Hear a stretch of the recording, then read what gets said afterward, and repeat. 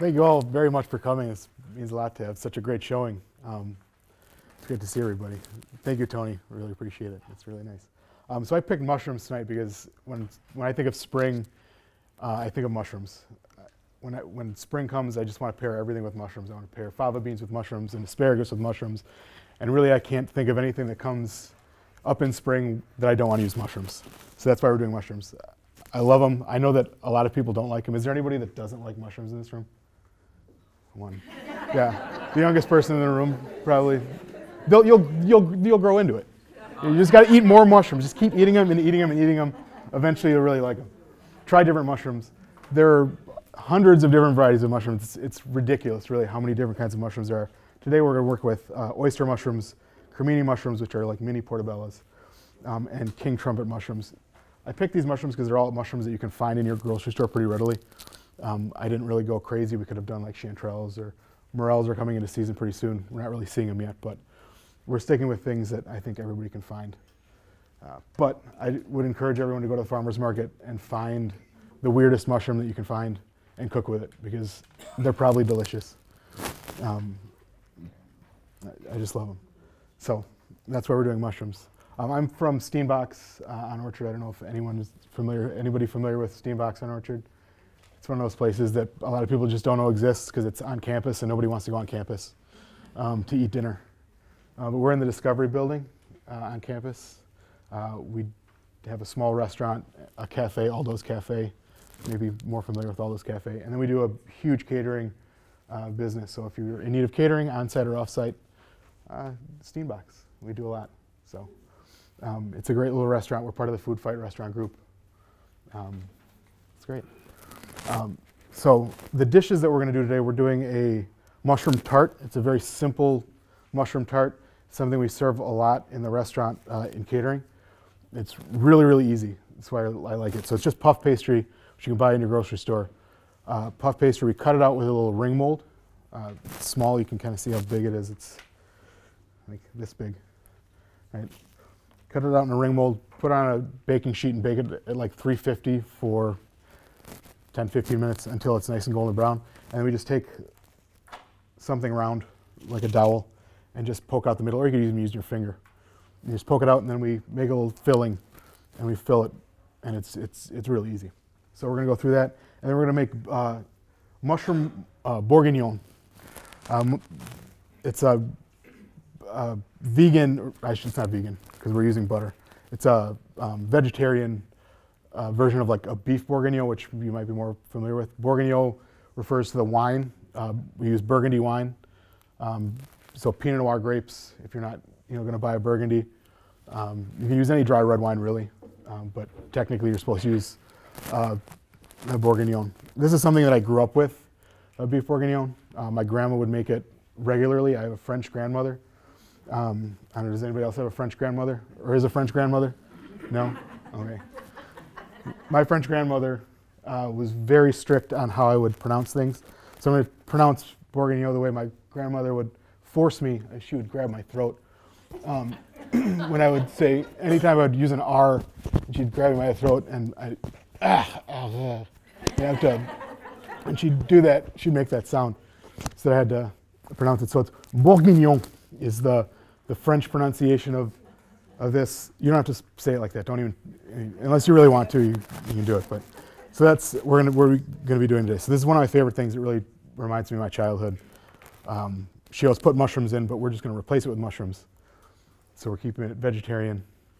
And I'm gonna start cooking. Oh, Sean, can I back up for 1 second? Of course. Ask a little bit about your bio. How did you get interested in cooking? Where did you start? Of course, of course.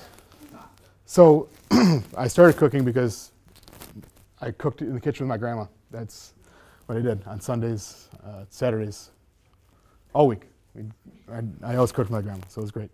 So I always wanted to cook. I had an uncle who was a chef, a distant cousin who was a chef, French chefs.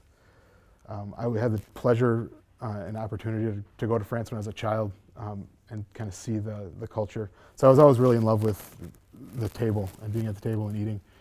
And then I went to culinary school in Chicago and then just started working. I worked in some really great restaurants around Madison, Chicago, California. I spent a little time in France, and I'm at Steenbock's in Madison. As far as restaurants in Madison that I worked at Harvest a long time ago when it just was out of culinary school. I worked at Nostrano when it was open. It was a fantastic restaurant. Heritage Tavern, and now Steenbock's. That's it, in Madison. So I love Madison. My wife is a student. She's about to graduate with a social work degree, so exciting. I grew up in Racine, Wisconsin. Yeah, yeah. Was French. Yep, she was from Orly, France, which is right outside of Paris, by the airport. Yeah. Yeah, she met my grandfather during World War II. So he was over there, and then they came back and got married. Yeah. All right. Any other questions before I start? Fantastic. I have a question, sorry.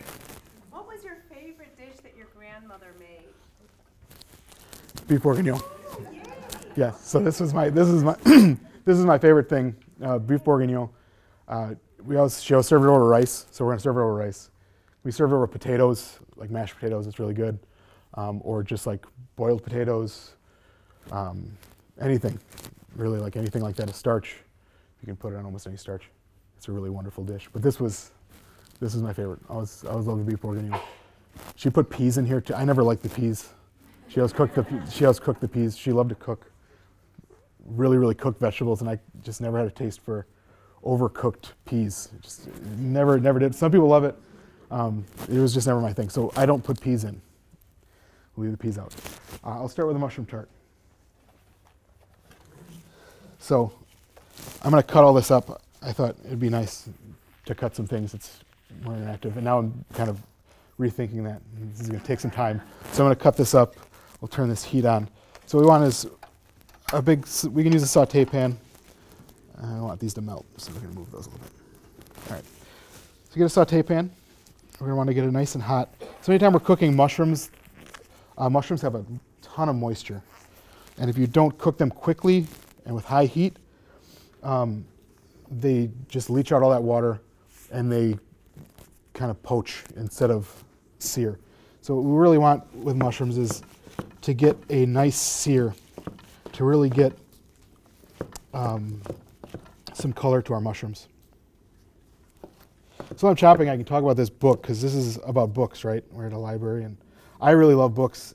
It's where I get most of my inspiration. So whenever I'm writing menus, the only way I'm ever able to come up with anything is if I'm reading cookbooks. I like other books too, but most of my reading is cookbooks. This is one of my favorite books right now, and I love it because it's all about vegetables. It is only vegetables, and it's very rare that you see a book that is only about vegetables. Chef Jeremy Fox is someone I really look to for inspiration. He's from California, so he's got a restaurant called Rustic Canyon in Los Angeles. He's just fantastic. So I would really suggest picking that book up at some point and checking it out. There are a lot of mushroom recipes. He actually makes mushroom bacon, which is really cool. If you're a vegan and you haven't had bacon in like 20 years, try mushroom bacon. It's delicious, and it's pretty easy to make.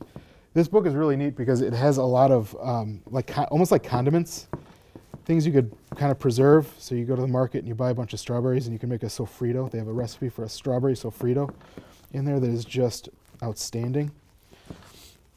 But they're just a lot of great ideas, a lot of really cool recipes, and it's all vegetables. So I think that's something that I struggle with, is coming up with filling things that people want to eat that are just vegetables. And I would imagine that at home too, if you're cooking, it's always very difficult to find those things that you just want to eat and eat and keep making that are just vegetables. All right. Of course. Do you keep the stems on? I always take this. So I always take them off and use them for stock. And what we're going to do over here, I have mushroom stock over here for the bourguignon. So everything, all the mushrooms that I would take, I always take the stems off. I clean them up really nice. Anything I clean off of the mushrooms goes into mushroom stock. And I'll usually buy like some button mushrooms as well. And what we'll do is we'll just roast those all the scrap, all the bottoms, all the trim from the mushrooms. Roast those in the oven until what I always look for is until they leave marks on the pan. So I want a nice thin layer of mushrooms, and I'll wait until I see like the browning kind of form on the pan. And I'll deglaze that with a little wine, white wine. If I'm cooking like Asian with mushrooms, I'll use mirin, and I'll deglaze that with mirin. And I always like ginger in my mushroom stock. I just ruined that. I was gonna ask you guys if you could tell the secret ingredient in my mushroom stock, and I just ruined it. So the secret ingredient in my mushroom stock is ginger. You might notice it, but I love ginger with mushrooms. It's one of my favorite things. The real white mushrooms that you're cutting up now. These are king trumpet mushrooms. What are they? King trumpets. King trumpet? Yeah, so they're really big. They're these huge caps. Actually, I can kind of show you what they look like. This is the cap. So that's the cap, and it actually comes down like this far, and they kind of widen up. They're really meaty. You could actually take these and grill them, and they're like a steak. And they're that hearty. And do all the mushrooms all taste the same, or are there different flavors? There are definitely different flavors. Definitely different flavors. All mushrooms have. There are definitely similarities. You'll notice a mushroom. You could probably call it a general mushroom flavor, but some they're definitely more. They're stronger. Some are more mild. Some have like a nutty characteristic. It's something that we find a lot.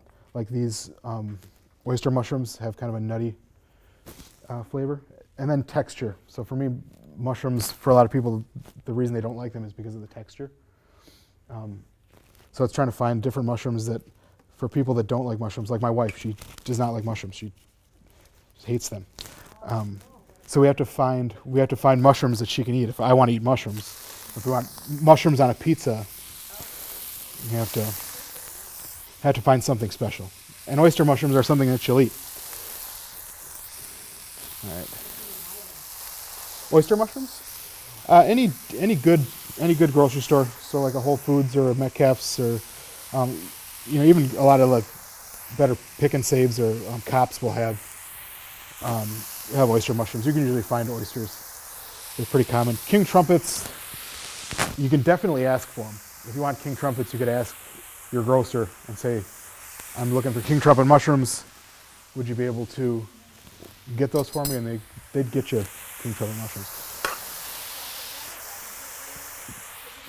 So this is a soybean oil, just a neutral oil. Yep, you could use any oil. My preferred oil, that's a little expensive, is grapeseed. You cook with grapeseed as your just kind of all-purpose oil.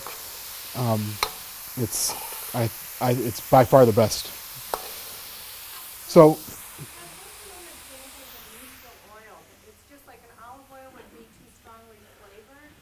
Right, and the thing with olive oil is when you heat olive oil is already a little bitter, but when you heat it, that bitterness kind of increases, so that intensity kind of amps up. We like to finish with olive oil. But as far as neutral oil, canola oil, vegetable oil, soybean oil, all neutral oils.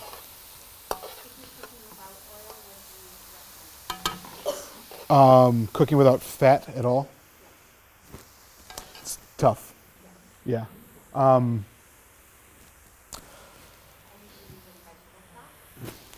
sure. So for this recipe, and you could just use cream. So this with mushrooms, if you're not using any oil, especially with mushrooms, you don't really have to use any oil. What you would do is you just let them cook in their natural juices. So you can kind of see right now, these aren't really browning. So what I would do if I were really going to do this and want to really form this nice browning, I would do this in like batches. I would just really quickly sear, but that's going to take forever and we'd be here all night. So we're just going to let that liquid come out, and I'm going to let that liquid all cook. So what I want to do is just let this liquid evaporate, and maybe I'll get a little browning. But if you're cooking without oil, you could do these mushrooms and just kind of heat them up slowly, and once they release their liquid, just let that all come out. The only thing you're being careful of is is any kind of sticking, because they're going to stick really badly. So even if they stick a little bit, you could add a little bit of like vegetable stock to kind of deglaze a little bit, and you're going to get a really nice result. The nice thing about mushrooms, you really don't need oil for mushrooms. You're just not going to get a lot of browning. Yeah, a little bit of water, but they're so moist. There's so much moisture in there. I mean, there's no liquid. You can kind of see like how much liquid is in there from the mushrooms just themselves. Of course. All right, I'm going to move this and we're going to start our rice. So we're going to do rice with the bourguignon, like I said. This is jasmine rice. Rice cookery is kind of difficult for some people. It's one of those things that, it's difficult for me occasionally. It's one of those things that takes a lot of measurement. So jasmine rice is 2 to 1 rice to water, or any kind of cooking liquid. We're just using water. I always add a little salt, a little butter to my rice. I always like that. We start with a cover. This is the rice and water is already in here. So this is 1 quart of rice and 2 quarts of water. I start with a cover. What I'm waiting for is this to start pouring out steam. So as soon as I see steam pouring out of the rice pot, I turn it down all the way low and I set a timer for 16 minutes. I never mess my rice up that way. So that's. When you're cooking these mushrooms, you did not add any salt or any flavorings yet. If you want to cook them out first before you add any of your flavoring. Right. So I have garlic and shallot here. And if we add that right now, it's just going to poach. So you're going to get this different flavor. We want to really develop the flavor of those things with the oil. But in your case, if you're not using oil, you could add those things in towards when that water starts to evaporate. You get those kind of nice, it'll develop a little bit. With the salt, if you add salt to mushrooms, it's really going to suck that water out right away. Yeah. So we're not going to get that browning that we want. Okay. But in this case, it wouldn't really matter because we're just losing this moisture. But we tend to want to season mushrooms after. The other thing is really easy to over-season mushrooms if you start with salt, because they shrink down. So you see this really big volume of mushrooms, and then by the end it's in half.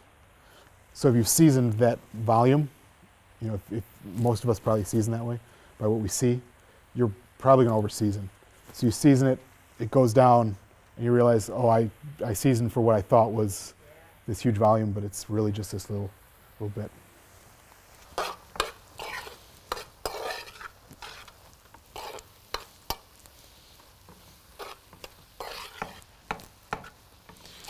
All right, so we're starting to get down. There's not a lot of liquid there. That's what we want.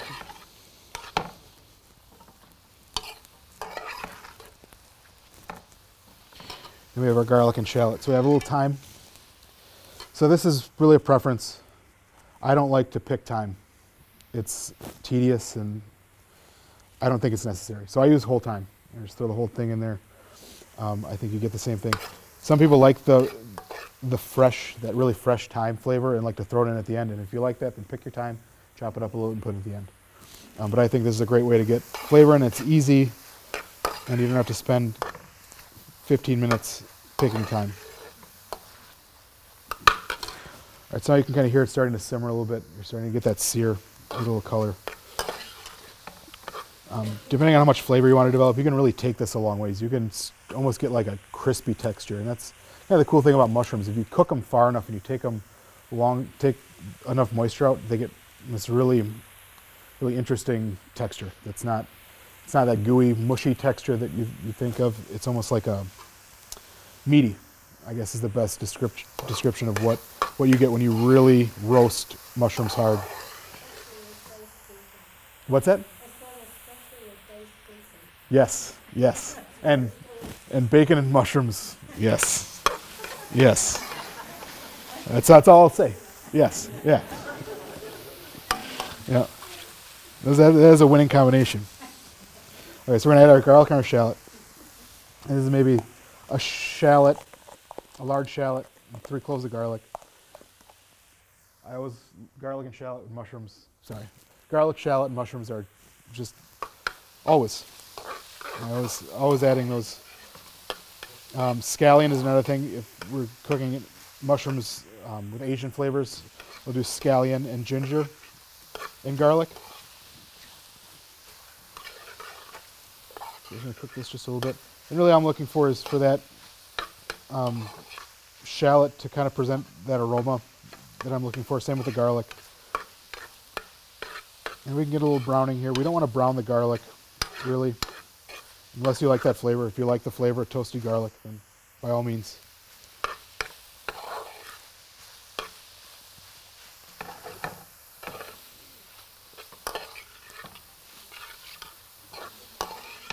So you can probably start to smell it now. You can smell the garlic and the shallot and the thyme.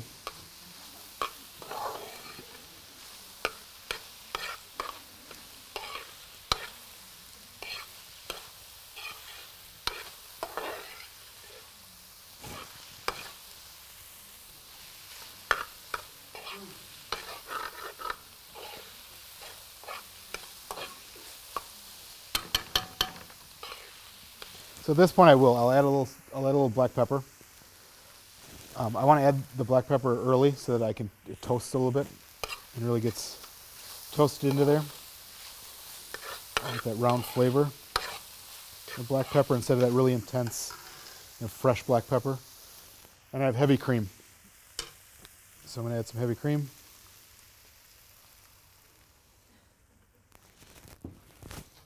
And what I want to do is I want to reduce this until it's thick, until it's basically where it was before I added the heavy cream.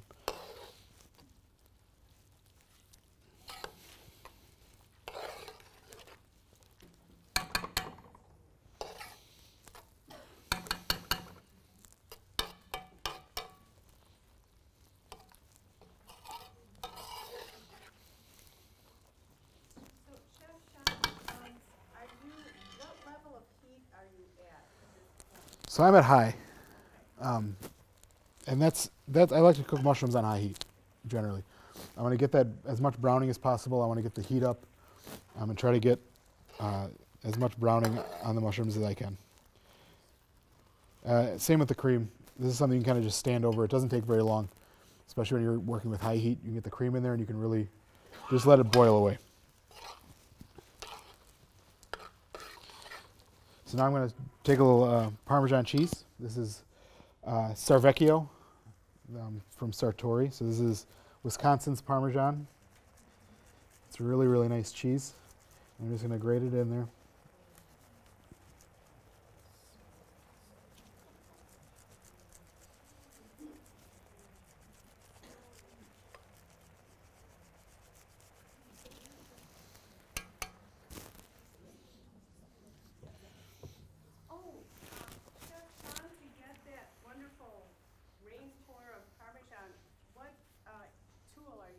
So this is a microplane.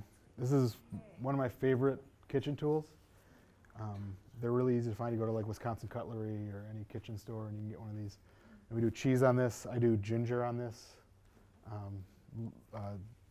Citrus zest, nuts, anything you can grate. And it's just really good. It really, very, very fine, light.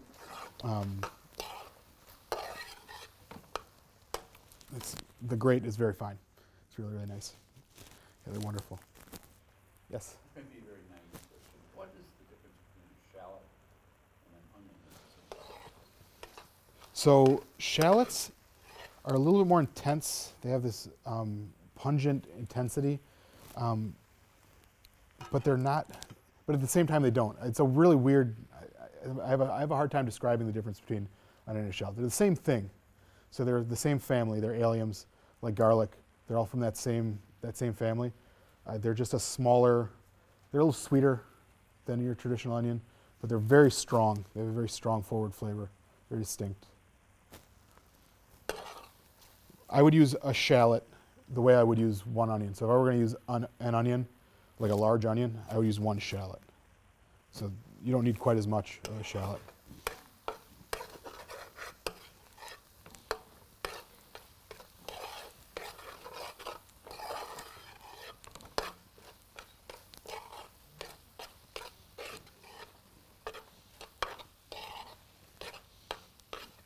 So what we're looking for is for it to kind of start to hold in the pan.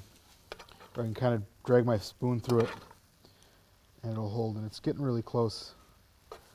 And I mean really hold, so not just like a swipe.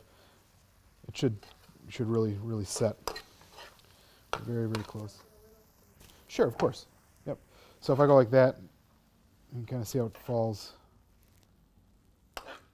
It can still go a little bit more. You can kind of see how the cream is mixed in there. And this is something that you could do. Oh, I'm sorry. Of course, of course. Yeah, of course. Yeah. That'd be great. That'd be great. Yeah. So this mix is great for this, but it's one of these things that you could do so many different things. So you see steam coming out, I can hear it. So now I'm gonna turn this all the way down to a simmer. Because it's boiling. Okay. Now I gotta. Does anyone have a timer? A phone instead of timer? 16 minutes. Yeah, that'd be great. Thank you very much. So this mixture can go on anything. So you could do a mushroom pizza like this, and then just put like some fontina or something on top and bake it. Flatbread, you could serve it as like a bruschetta. It's a really, really nice kind of all-purpose mushroom dish. All right, so that's ready. You can kind of see how it's really holding like that. All right, of course. Parmesan and heavy whipping cream. So I used about a cup in here. So this was I'd say about a pound of mushrooms. That was about a cup of heavy cream, and I would say another like half cup of grated Parmesan. All right. So let's start here. Yes. If you wanted to add more cream, would you do it in batches and let it kind of absorb into the mushroom and then add more, or do it all at one time? That's a good. It really doesn't really matter that much. You could do either way. It's probably easier to do the second one because then you're forcing yourself to watch it. If you put all the cream in at once, you're probably going to walk away from it and then burn your cream, which is something that's very, very easy to do. So I would say that just continuing to add cream is probably the best way to go.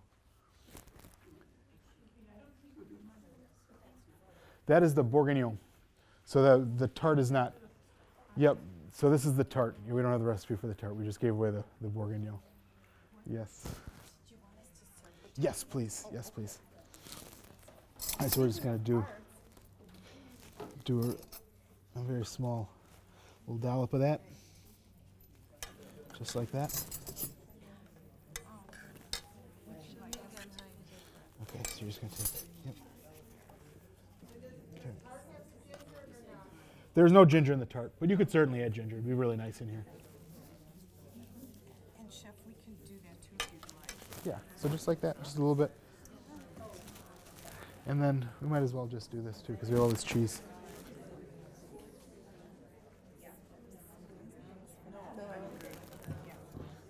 All right.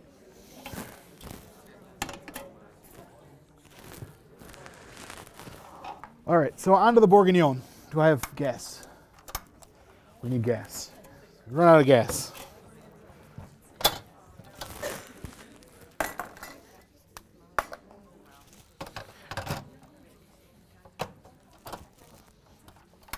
There we go. All right. So again, we want really hot pan, really hot pot. It's gonna take a little bit to get there. Rice is going. This is beautiful. My stock. So it's puff pastry. Puff pastry, which you can find it's always available in your grocery store. Go to the freezer section, you'll find frozen puff pastry. And what you do with this is you let it thaw out, lay it out, and just get a round cutter and just pop them out, put them on a sheet tray. If you want them to look really nice, you can kind of whip an egg and then baste them with an egg, and they'll kind of shine a little bit. Or if you really want a challenge for like a Sunday, you can make your own puff pastry. Did you ever yeah. make your own? No, I never make my own because it is a. I have made it. I have made it. It's very time consuming. It's really fun. I mean, if you love doughs and you like working with butter, it's really neat to make a puff pastry. There's a lot of folding. So puff pastry. The idea behind puff pastry is it's a flour and butter mix, and the butter steams and creates this rise, and you get layers. And they actually get pretty big. You can get puff pastry, and it'll go from like an eighth of an inch to over an inch or 2 inches of puff. It's really neat. It's a fun thing. I love puff pastry, but it's a fun thing to make if you ever want a challenge at home.